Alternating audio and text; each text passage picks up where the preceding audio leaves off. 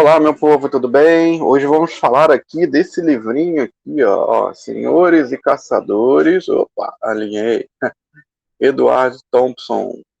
A gente vai trabalhar aqui o capítulo 9. Vou falar para vocês do capítulo 9, que é a política da lei negra.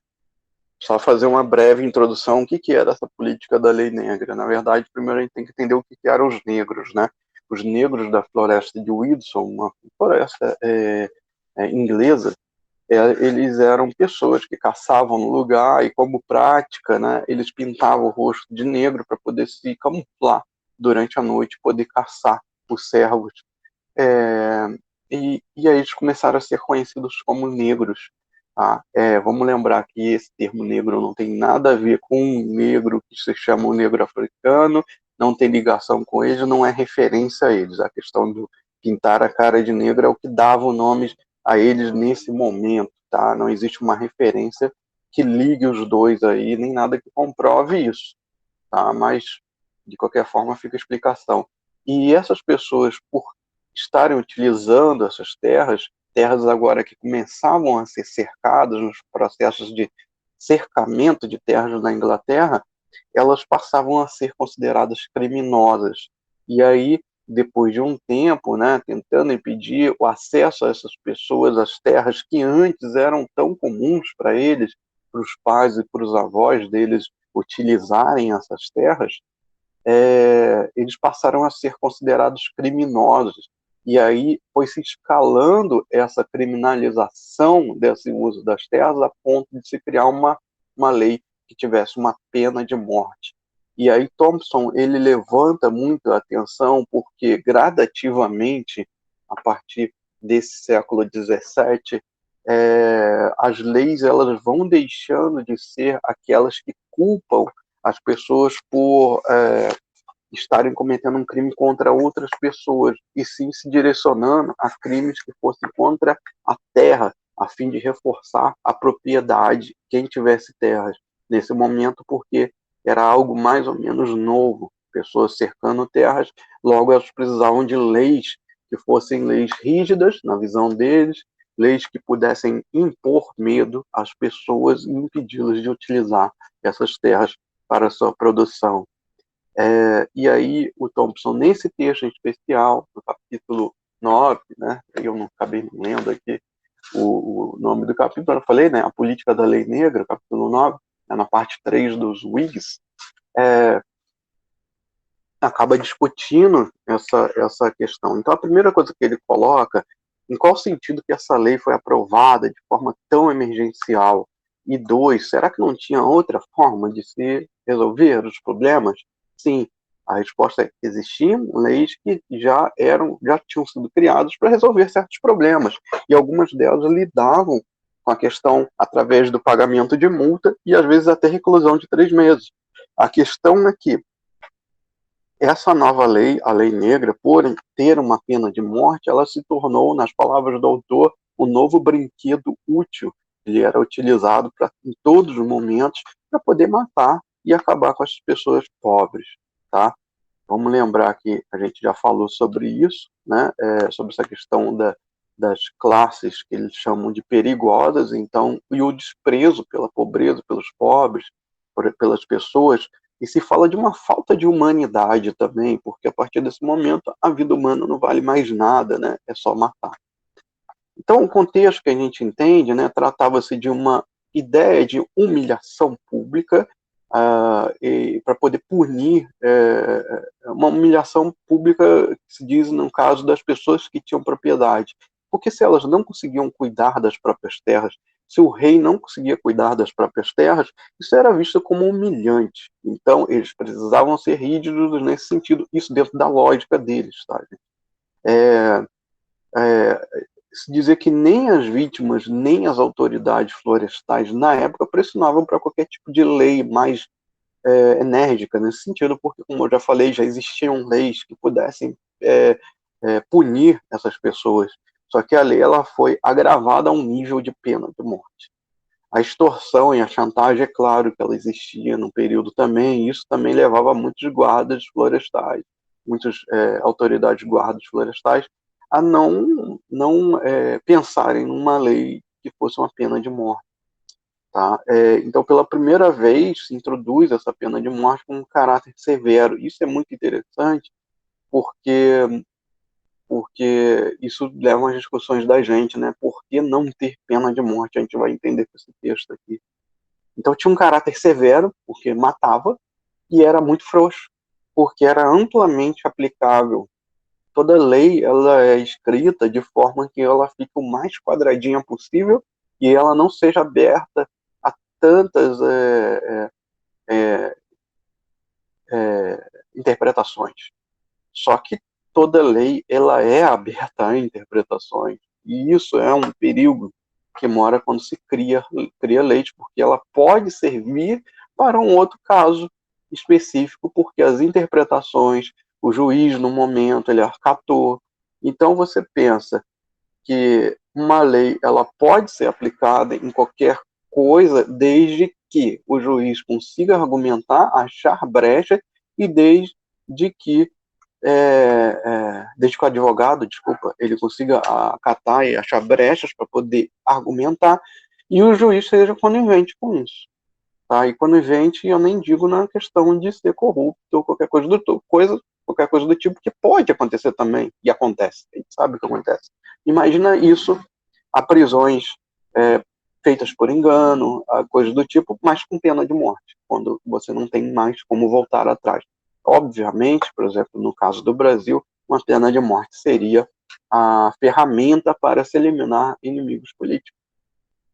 Pode se reconhecer depois que a pessoa era inocente? Pode, mas daí? A pessoa já morreu, já perdeu sua vida. Então,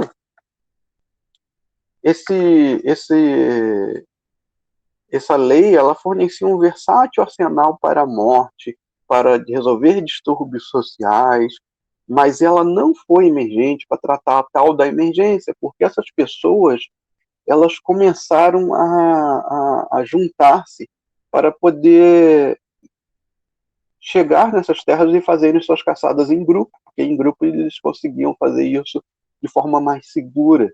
Ou seja, a situação ela não ficou melhor, ela piorou até. Então, em determinado momento do texto, Hobsbawm ele se atém a analisar o tipo de visão que o professor Rogers tem, e eu acho que é um trecho muito interessante, porque ele trata da questão mais de forma epistemológica, ou seja, como não se deve fazer uma análise, tá? Então, o texto ele meio que se transfere, ele meio que para de falar um pouquinho sobre a lei negra e fala sobre questões de análise, sobre enquadrar as pessoas em nomes do tipo quadrilha, criminosos, fazer juízo moral disso, porque isso fecha o debate, isso acaba com o debate. Você não leva um aprofundamento. Se você fala que todos eles eram simplesmente criminosos, você fechou qualquer possibilidade de debate e aprofundamento no tema. Então diz que esse juízo moral, na verdade, ele deturpa, ele contamina a análise. Eu coloco que é uma saída preguiçosa, uma saída muito simplificada para se levantar um debate. A opção deixa claro que a gente nunca sabe a verdade sobre um período histórico, sempre há lacunas, sempre há momentos para se preencher, e é assim que a gente trabalha, não tem como chegar a uma verdade absoluta, e a gente também não pode resumir, generalizar, fazer dessa forma. Os crimes em emprego de termos, né, quem possuía a propriedade, claro, controlava o Estado, aprovava as leis, nomeava os crimes, como o caso da Lei Negra. Então, a criticidade desse contexto, né, o preconceito de classe, o anacronismo, né, principalmente utilizar as palavras subcultura, né, e alguns termos, né, de juristas do século XX, como, por exemplo, quadrilha, né, essa coisa da subcultura criminosa que se colocou, porque era uma nomenclatura utilizada pela criminologia da época, que estava começando a desenvolver as ideias de que existia um tipo de cultura criminosa que poderia ser prevista, tipos de comportamentos Isso fica muito claro naquela série Mindhunter, se vocês puderem ver, fazendo já uma propaganda aqui. Então se utilizou esses termos, então de forma muito anacrônica. E aí tudo é uma crítica ao análise do Rogers, vocês podem ver, é bem interessante. E deixa bem interessante nesse sentido, ele tem esse trecho que ele se volta para falar isso, né? Então ele coloca que mesmo que a gente concorde que a lei deveria ser aplicada, a lei negra, a gente não deve concordar que se deveria fazer qualquer coisa para resolver isso. Afinal de contas, já tinha regras, já tinha leis colocadas para poder ajudar nisso aí. Então ele falava que a Câmara dos Lordes, claro, e a Câmara dos Comuns também era parcialmente corrupta, e obviamente as leis aprovadas, elas seriam aprovadas com interesse e pressão dessas pessoas que tinham terras.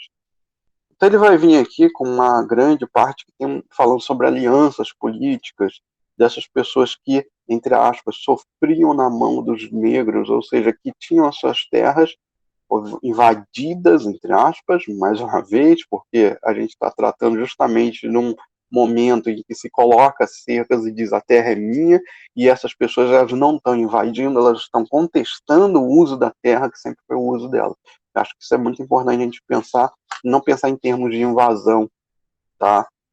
Porque é um contexto em que isso está começando ainda. Então, os Whigs, que eu falei para vocês, né, que eram especuladores políticos e políticos especulativos, aí coloca dessa forma, traficantes de capital, oportunistas da justiça, magnatas fundiários. Ele vai falar do Walpole também, que foi uma figura bastante controversa ali, que deu poder aos Whigs, depois tentaram tirar ele, ficou 20 anos como ministro da Inglaterra. Isso é falado lá na página 273, e aí é bem longo esse texto, né? Mas é importante, eu estou resumindo eles aqui para vocês. E aí coloca assim que durante esse processo de aprovação da lei, também tem que se pensar que nenhuma figura respeitável ia ficar a favor dos negros. Claro, a gente pensar, se fosse um contexto de revolução, precisando de apoio desses populares, aí seria outra história. Mas como isso não acontecia na Inglaterra ali naquele período, os movimentos populares existiam sido desmobilizados já, em grande parte, e isso era uma questão local, os negros eram vistos como bandoleiros de estrada. A maior preocupação da Inglaterra naquele momento era contra os jacobitas, que estavam tentando armar uma revolução. Então, o Walpole, né, ele se uniu ao rei para dar fim aos negros, a questão das terras também.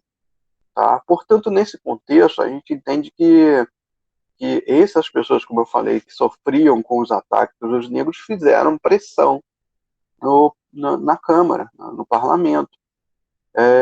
Porém, essas leis só seriam aprovadas se não houvesse um consenso anterior, ou seja, ideias anteriores de que a Terra tinha mais valor sobre a vida humana. E o Thompson ele coloca que essa ideia, principalmente, ela é desenvolvida com base em Locke. E Locke é dentro daquela ideia de que Deus deu terras para as pessoas. A terra é um bem divino. Então, e isso englobava também as terras indígenas, que eram consideradas terras sem dono. E esses europeus, essas pessoas, deveriam tomar essas terras e torná-las produtivas. Pensamento esse que vem até hoje, da ideia de propriedade. A propriedade ela é divinizada e como as terras indígenas elas não têm, entre aspas, dono, não tem, né? Na concepção deles, essas terras deveriam ser tomadas por eles em nome de Deus. É sempre uma justificativa moral e cristã para você cometer atrocidades. Lembra muito as cruzadas nesse sentido. Então, esses decretos, né, eles eles vão buscar atender essa emergência local, eles criam essa ideia de que existe uma emergência. Na verdade, era só um índice, mostrar um índice ideológico para um amplo corpo de leis baseadas na pena de morte, que vai até o início do século XIX. O crime, como eu falei, não era mais contra as pessoas, mas sim contra a propriedade. Eu quero ler aqui para vocês a página 282, que vai exemplificar um pouquinho melhor isso, e acho que vai ser interessante a gente tirar algum exemplo do livro. Coloca aqui, ó, na 282. A lei anunciou o longo declínio da eficiência dos velhos métodos do controle de disciplina de classe, a sua substituição por um recurso padronizado de autoridade, o exemplo do terror, em vez do poste de açoitamento e do tronco de tortura, dos controles senhoriais e corporativos e maus tratos. Físicos contra os vagabundos, os economistas defendiam as disciplinas dos salários baixos de fome e os advogados a pena de morte. Ambos indicavam uma impessoalidade crescente na mediação das relações de classe e uma transformação não tanto nos fatos do crime, mas na categoria crime em si, tal como definida pelos proprietários. O que agora era passível de punição não era um delito entre homens, né, um rompimento de fidelidade ou submissão, né, aquela coisa toda, mas um delito contra a propriedade. Né? Esse delito contra a propriedade era a coisa mais grave agora. Então, os Whigs, né, que a gente falou aqui, eles amadureciam baseados em Locke. Tá? Então, eles desenvolveram suas ideias sobre a Terra totalmente baseados em Locke. Né? E aí cabe muitas críticas a essa concepção do direito à terra e também influenciar ao direito penal, porque você cria leis que possam matar pessoas porque estão invadindo essas terras. Isso bem antes da Lei Negra. Né? Bem antes da Lei Negra já se tinha essa concepção. Alguns casos, né, que eram bem comuns, eles foram enquadrados na Lei Negra. Pessoas que poderiam, de repente, pagar uma multa ou serem reclusos por 3 meses foram levados à pena de morte. Então, eles começavam a colocar que essa lei era muito boa, porque ela podia resolver muita coisa. Qualquer delito convertia-se em crime. E o texto, ele, lá mais para o final, ele só vai acabar confirmando mais essas ideias, e ele vai criticar a ideia de padrões de época, né? Que era um padrão daquela época específica. Não. Era um pensamento vigente já há muito tempo. E aí ele fala que precisa ir além disso, de pensar que é um padrão de época. Que foi uma administração corrupta, teve graus, né, mais elevados, mais sórdidos e desumanos também. Então a gente tem aí todo um desenvolvimento da ideia sobre a Terra e legitimar as mortes dessas pessoas. Eu quero finalizar aqui com a página do 294 para vocês, colocada aqui logo no início. Não é verdade que o sistema de Walpole e Newcastle, o nepotismo, a imposição brutal do interesse Whig sobre todos os ramos do serviço público, a compra e intimidação dos eleitores, o desvio do dinheiro público para os bolsos privados, propinas e pensões, projetos de leis capitais, perseguição à imprensa e impostos sobre os meios de subsistência, a lei do tumulto e a lei negra, o cinismo religioso combinado com a subordinação da igreja ao interesse da facção, fosse igual ao sistema de 20 ou 50 anos antes, mesmo que seja verdade, que viria a ser herdado com pequenas modificações. Então, existe, claro, essa mudança, mas é todo um desenvolvimento de uma mentalidade que vai se fazer ali. Não é de um dia para o outro que surgem as ideias de Locke, vamos agora proteger a propriedade. Não, é uma coisa que já vai sendo desenvolvida. É claro, nunca é fixa, é herdada, é modificada, ela é desenvolvida novas ideias ali, novos debates. E aí o Thompson ele coloca, não é necessário você simpatizar com os negros, porque se colocava que eles eram também pessoas rudes, e se tornaram mais rudes ainda com a lei negra. Isso é bastante interessante. Mas é necessário a gente ver o estilo sujo, corrupto do governo de Walpole e dos seus, né, de como eles mobilizaram a Câmara para poder aprovar uma lei que tivesse pena de morte. E aí coloca essa lei como forma de conter um tipo de, entre aspas, degeneração daquela época. E a gente começa a pensar, né, sobre a questão, no Brasil tem pena de morte? Claro que tem. A pena de morte não está prevista em lei. Mas imagine se tivesse. Quem poderia punir as pessoas que manipulam esses dados ou que são corruptas a esse ponto? É muito perigoso. Muito perigoso você ter uma lei que é tão drástica e tão feroz nesse sentido, e tão, né, extremista, né? Podemos dizer essa palavra, não sei.